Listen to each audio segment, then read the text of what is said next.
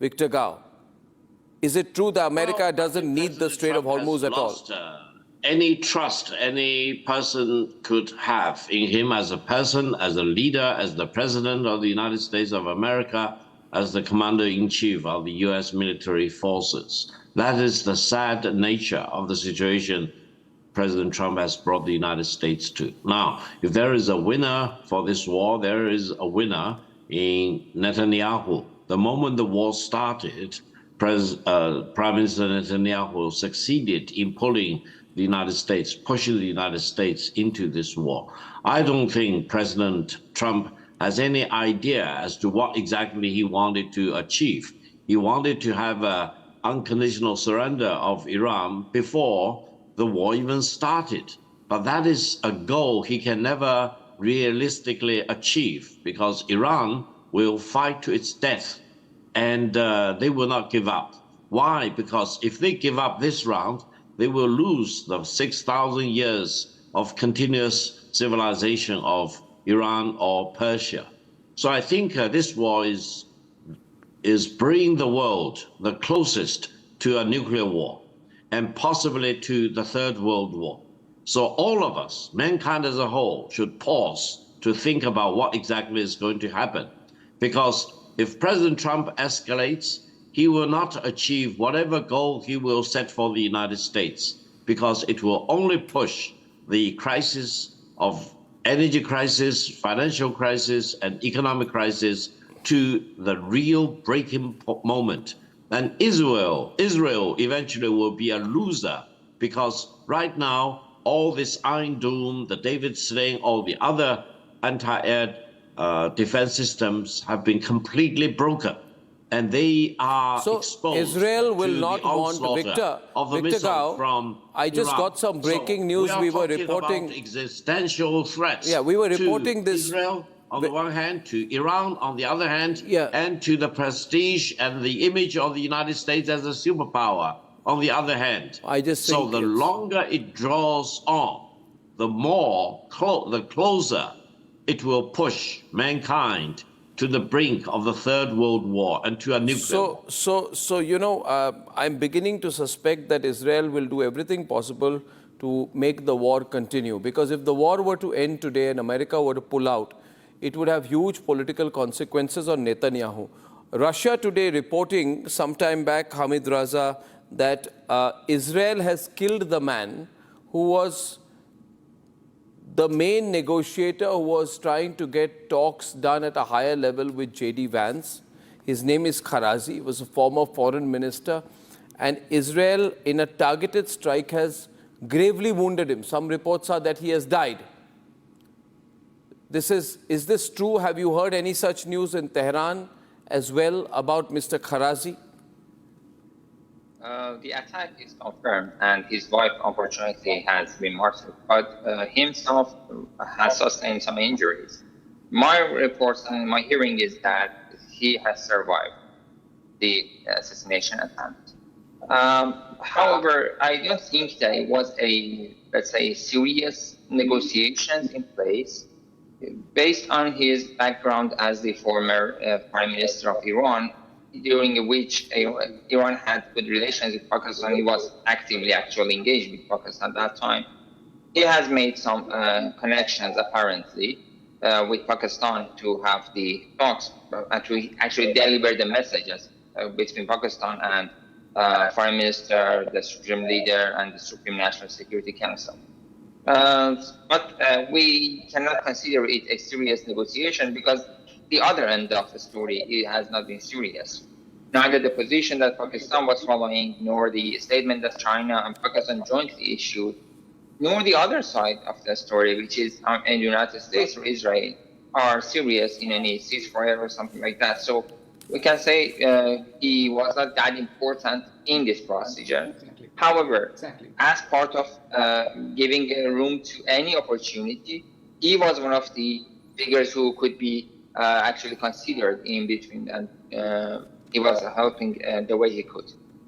Okay. So, yes, please. Yeah, no, my point is, as of now, Sierra, what do you see as Trump's next move? Well, to go back to what you mentioned about our European partners, just a quick note, NATO and the European defense apparatus was in decline long before Trump came in office. I actually did my graduate research paper on that, so I know about the history of that. And in terms of, what President Trump is doing for America, I think the missile that almost made it all the way to Diego Garcia, showing how far their range has actually was actually getting to. That's what Trump did for America. And if the Europeans are upset by that, that's just simply a consequence of what happens when we are protecting our homeland from Iran building missiles that could reach her. What is his next move? I think his next move is to pursue these negotiations and while continuing to put maximum military pressure on Iran. I know some people on the panel are less hopeful about the negotiations, but I think that with Israel and the United States, who are working in tandem, Israel's putting pressure on the regime points. They're going after regime apparatus, their ability to suppress the people, their morale basically, and the United States is going after the military ability of Iran to project power outside of its borders. With both of those things being as decimated as they are, this is an American report card, Sierra. How are you taking what Trump says at face value? Trump is talking through his hat when he says that Iran's ability to launch missiles and drones is curtailed. I mean, it's not true.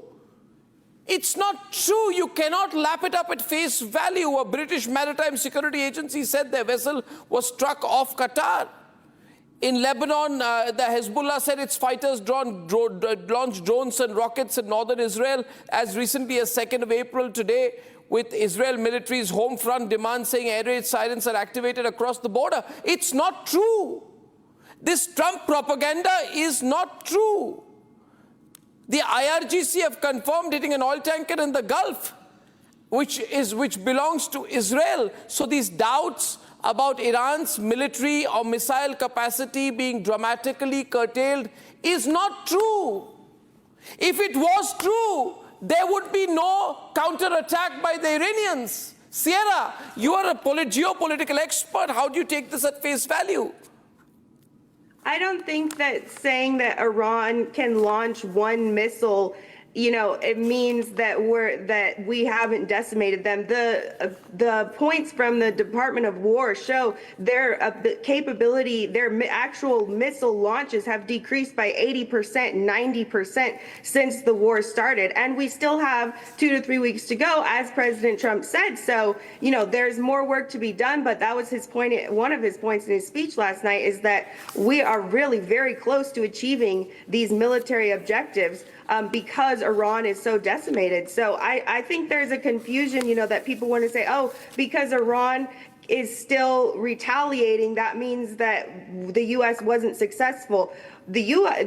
decimating them to where their missile launches have decreased by 90% is success in military terms. Well, that is now, comparative data. Hamid Raza is smiling at it. I find it so defensive of Pete Hegseth to have to come and justify and say, oh, you know what, I'm not totally losing. You see, they're firing fewer missiles at me now. They used to fire more missiles at me earlier. What kind of a victory is that? Come on, Sierra. I think that's how war works. There are. How does it work like that? Maybe Iran is just holding its fire for a while.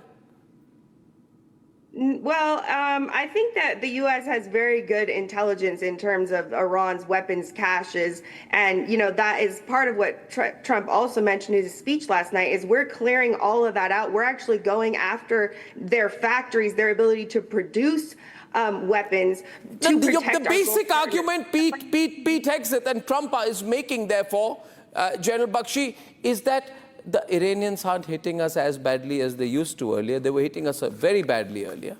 And now they've slowed down a bit. They fired 31 missiles on March 26th. Thank God they're firing only 21 missiles now. Does that sound like a victory? It sounds like America heaving a huge Huge Sierra sigh of relief.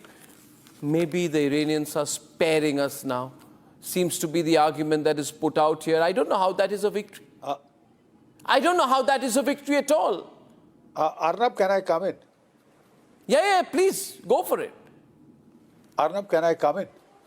Arnab, the rate of fire, let me give it to you. 490 missiles on the first day barrage, which is always the heaviest barrage. Thereafter, they have tapered it down to 30 to 60 missiles per day. But the bad news is for the Israelis and the Americans, these are the hypersonic missiles, the latest Fateh 2s, Khorramshahr 4s, which are bloody accurate and very deadly. And all of them are coming through. They fired in massive barrages earlier to make Israel and the United States expend their interceptor missiles. Most of them, you have to fire 2 interceptor missiles for every 1 missile and drone that you fired. The drones that they fired are 2,000 upwards, 2,000 in the first day and then tapering down, but still anywhere between 1,000 to 500 drones a day. And for every single drone that is fired, you have to fire 2 interceptor missiles worth $1 million, at least $1 million to $3 million each, depending on which missile they are using, right? The Iranian drones cost them about $20,000 to $50,000. You see the exchange ratio. Every day that this war goes on, you are losing the attrition battle forthright, absolutely hands down.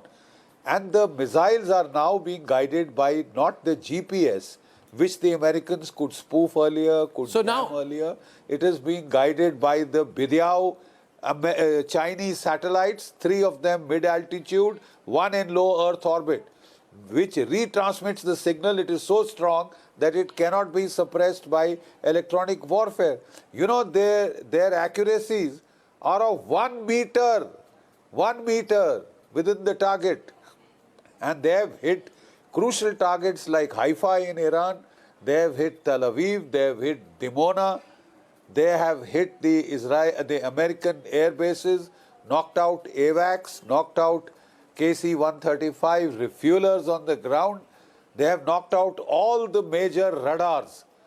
The 1.1 billion. But Israel does not want this to end, General Bakshi. Over the horizon. But General Bakshi, Israel wants to push it. Will Israel be allowed to push it? Saurabh, you know, Israel will. There are domestic. Can you imagine what things will be like for Israel if America pulls out of this in 2 weeks without a regime change, with Iran looking strategically stronger? What will it mean for Netanyahu? You're absolutely right that while Mr. Netanyahu may want this war to continue, there is less and less appetite in the US for this war to be prolonged. Even, as I said earlier, even President Trump's closest advisors who now believe that America has to finish this, and that's the reason why one of the sources told me that they specifically wanted a mention in the speech yesterday that you will see the war ending in 2 to 3 weeks. But as we have been seeing on the show, and as I've seen the way Trump orbit and the Trump whisperers works, sometimes it changes. That's the reason why, despite my optimism earlier, I still see this as a phase of volatility till the time you actually see declaration coming out that the war is ending. But there is a report that Oman and Iran will come to some agreement over handling Hormuz. Can that happen? Victor Gao, could that be a way out? Co-monitoring of Hormuz between Oman and Iran?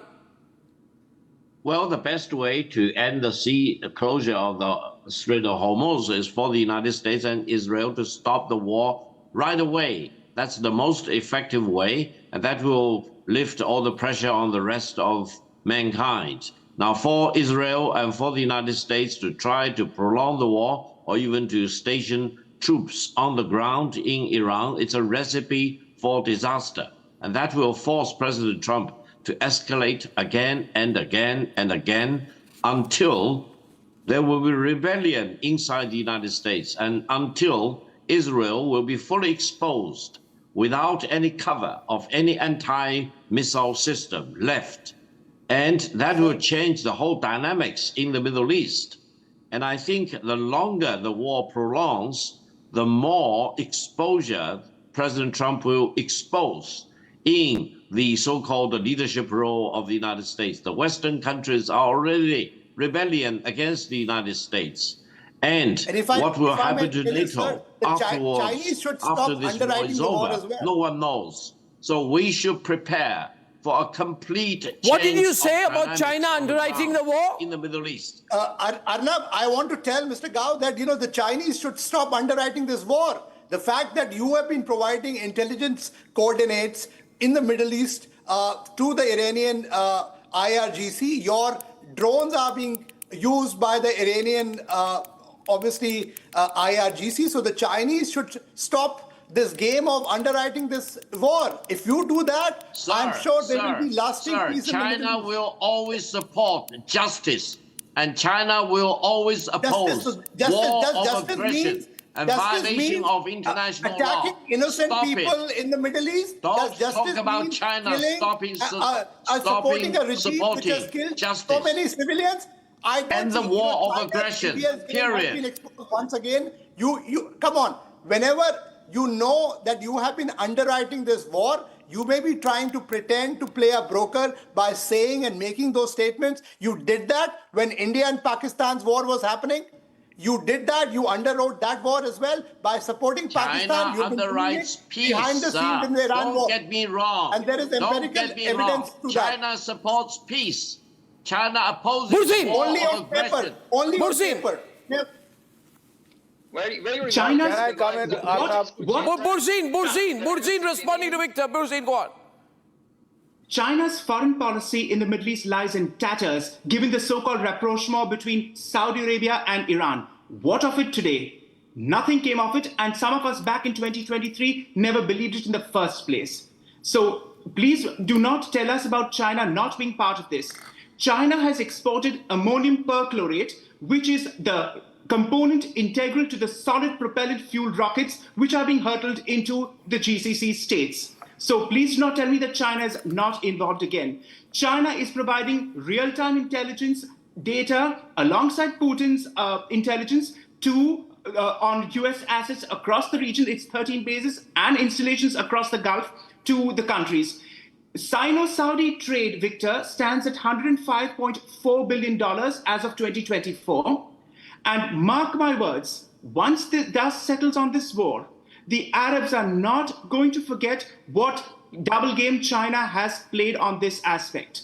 So yes, the Arabs are very much tied in with supply chains to the Chinese and with trade, but do not for a moment think that they do not know where they lie, where their interests lie. And if you think the Chinese, the Gulf states after this war are going to gravitate due to strategic autonomy towards either say Putin, that's cloud cuckoo thinking. They will still bank on the West and on the US. What is wrong with that? Listen to me. When China is involved, Saudi Arabia... One minute. Hamid Sai is coming in. Hamid Sai responding. Hamid Sai is responding to Burzin. Hamid Sai. Who is doing the right thing? Hamid Raza. Who is doing the wrong thing? Sure. Go on. Hamid Raza, you were responding to Burzin there. Let's assume that China is helping Iran. What is wrong with that? China. What is wrong with China helping Iran? According to international law, defend itself against foreign intervention. So how about the Arab countries who are helping Americans and Israelis to attack Iran? They are helping with them, with intelligence, with land, with equipment, with anything. They are helping the Americans and Israelis carrying out an illegal war against the sovereign state. And you are concerned about the civilians in the Middle East? One, they have killed on the first day 200 school children. How many Iranian civilians have died? How many Iranians have died because of Chinese intelligence supplied during the Green Movement of 2009?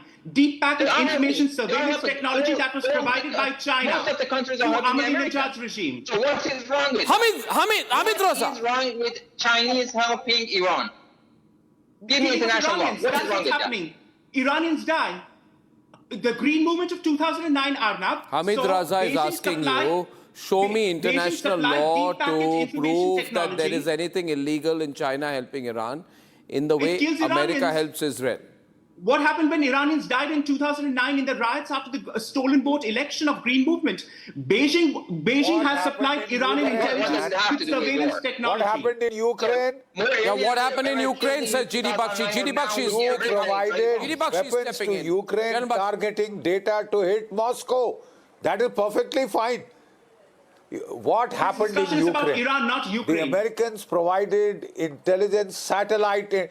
Sir, we are talking of parallels.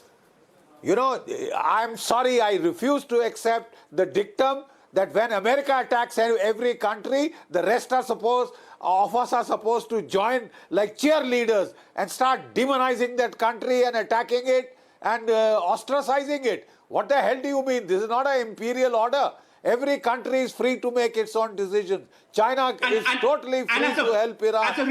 And by the way, India is the head of the BRICS. As a retired army general from the world's largest democracy, you should be ashamed of yourself when a country kills 40,000 of its own citizens in cold blood, and you cannot condemn that.